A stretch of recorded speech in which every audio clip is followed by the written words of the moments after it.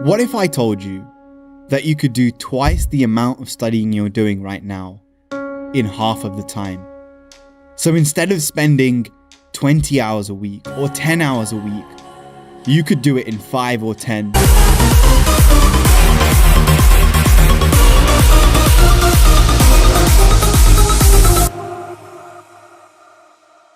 It does get hard to get started. It does become hard to stay on track. But what if it doesn't have to be? What if I told you that it could require less effort, it could be more fun, and much more exciting? In this video, I'm going to explain for you 11 ways that you can do exactly that, how you can learn to study smart. And this is something that if you follow this process, if you stick with it, it's going to win you the respect and admiration of everyone around you, the teachers that are helping you to get the grades that you want, the students in the classroom that you sit next to, but also, most of all, the person that looks back at you in the mirror every single day. So let's get into it. The first thing that great students do when it comes to studying smart is scheduling their study sessions, breaking their time down. A lot of us, we fail to understand that time is actually something you can control. What do I mean by this? Well, what I mean is you have 24 hours in a day, 86,400 seconds. And the person who has planned and prepared every single one of those to the best of their ability, they're going to get more out of their time. So the first thing you need to sit down and do is schedule throughout the week, from Monday to Friday, on Saturday and Sunday, in your evenings, in your mornings, in your breaks between lessons. What studying are you going to do? Which topic are you going to focus on? So that when you sit down at the desk, you haven't left anything to chance, but you've scheduled in exactly what you're going to do. So it requires less brain power, precious brain power that you need to focus on learning, to focus on studying effectively. It's not used up in deciding what you're going to do, how you're going to do it. It's already laid out for you. I want you to imagine the life of an athlete, the life of a boxer preparing for his final fight. They don't leave these things to chance. Their meals, their training regimen, the things that they need to work on has been planned beforehand, and you can use the people around you to help you do that. The second thing that you need to focus on is what we call the Ebbinghaus curve. And basically what it means is you forget things over time. So if you learn something today, tomorrow you may remember 50% of it. The day after you may remember 25%. And within a week, you might only remember 5%. That's the way that your brain works. The quicker you understand this, the quicker you can factor this in to your studying regimen. So let's take a look at this. You use a technique called spaced repetition. So if you study a topic on day 1, you want to come back to it on day 3, day 5, day 7, and space your repetition out. The more you repeat things, the deeper the memory becomes. And that brings us to the next tip, which is depth of processing. When you take in information, if you want to remember it more effectively, a very powerful way of doing this is to remix that, is to change that information. So if you're looking at information in a textbook, think of a rhyme, think of a pattern, maybe make a video, maybe make a colored diagram, an illustration to help you to change that information, to help you remember it at a deeper level. You don't just want to read it and study it and then regurgitate. You want to change it in some way. So the next thing is get to your spot. And what I mean by this is, what is the space, the place, the environment that you're the most productive in, that you're the most focused in? One of the things that we forget as human beings is that we are influenced by our environments. The kind of student that you are in your classroom is different to the kind of student that you're going to be in your bed. When you're under the covers and you've got your laptop on your lap, you're going to be more productive in one area than another. So find out what that is for you and make sure you get to that spot as quickly as possible. Most of the difficulty when it comes to studying is not in the studying itself.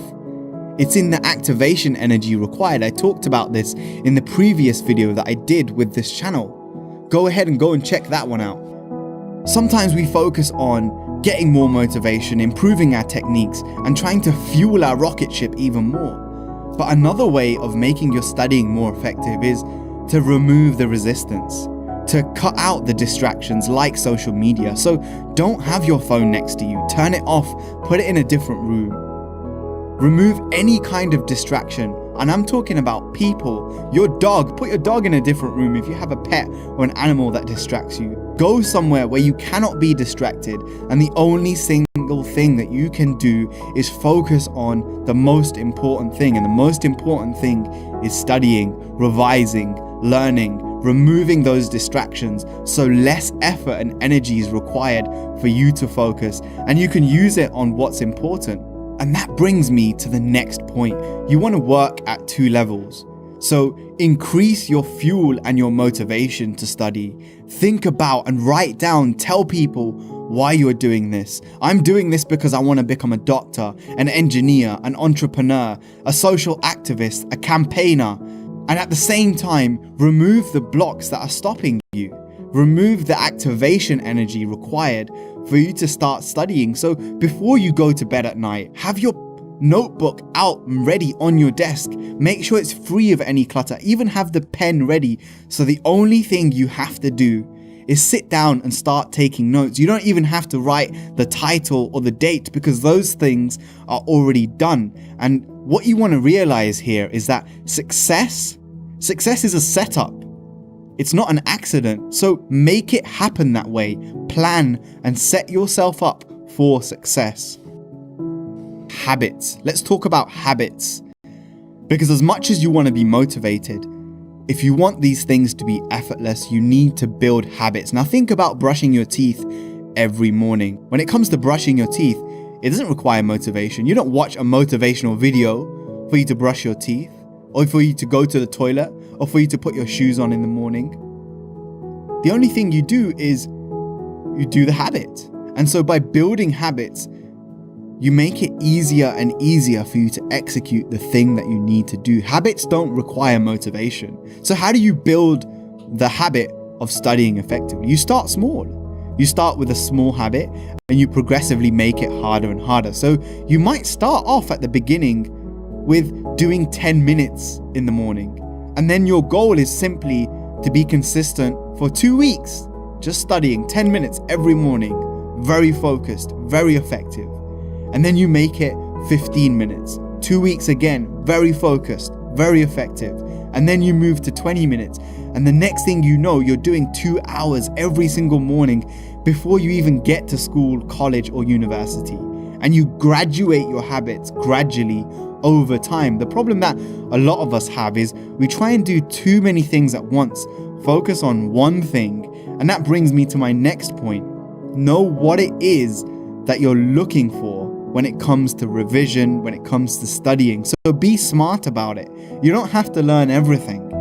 The examiner, the teacher in the classroom, know what it is that they are looking for. Play the game, because this studying game that you're in right now, this period of your life, some of the things that you're learning are functional, and some of the things that you're learning are lifelong practical things. So know the difference. If there is something that you need the examiner to see, if there is a way that you need to present your essays, if there's a way that you need to present the information, give it to them that way.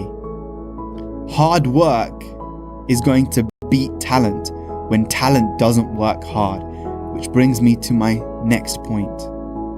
It's not just about your genetics.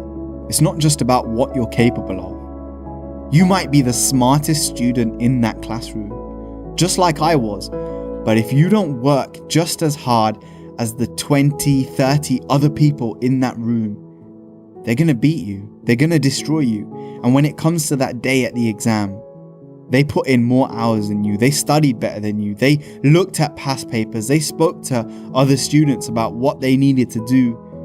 And they were just sharper when it came to that moment, like a samurai who keeps his sword sharp. When the moment came to strike, they didn't hesitate. They only needed one opportunity, and I want you to be as sharp as you possibly can.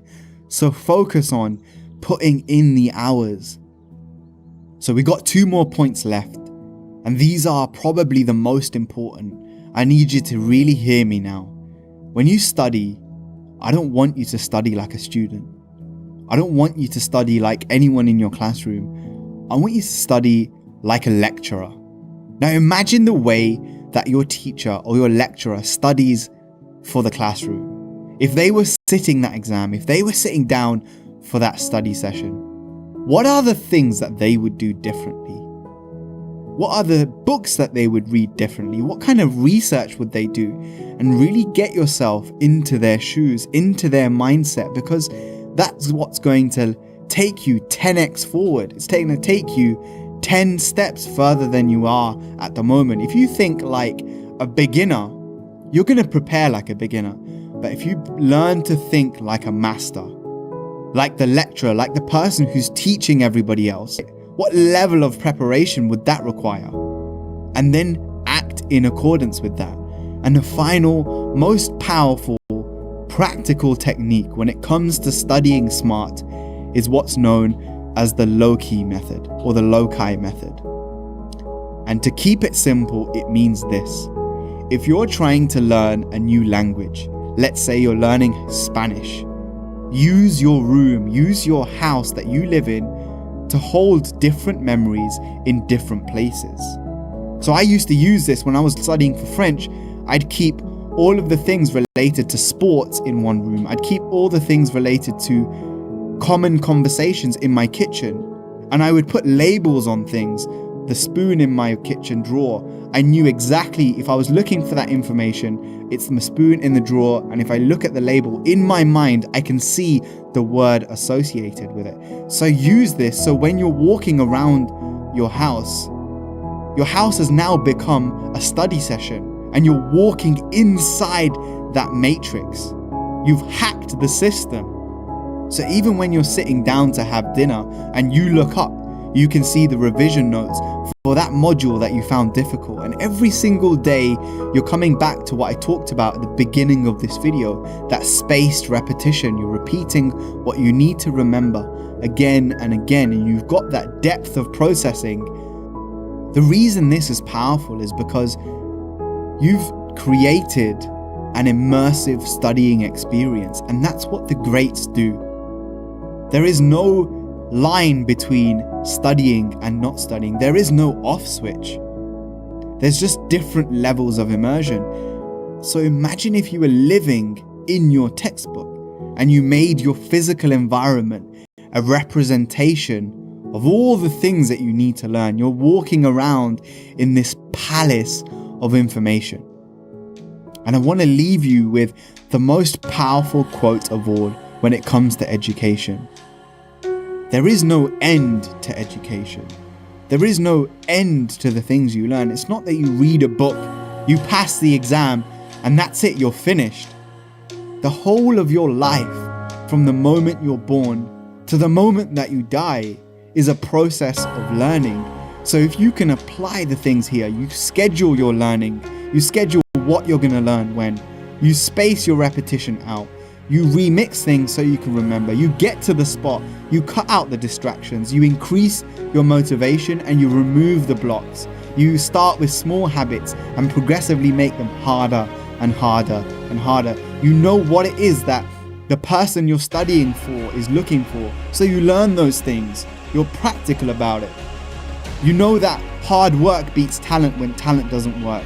You study like you're a lecturer and not a student, and you use that Loci method to turn the environment that you're in into a wealthy palace of education.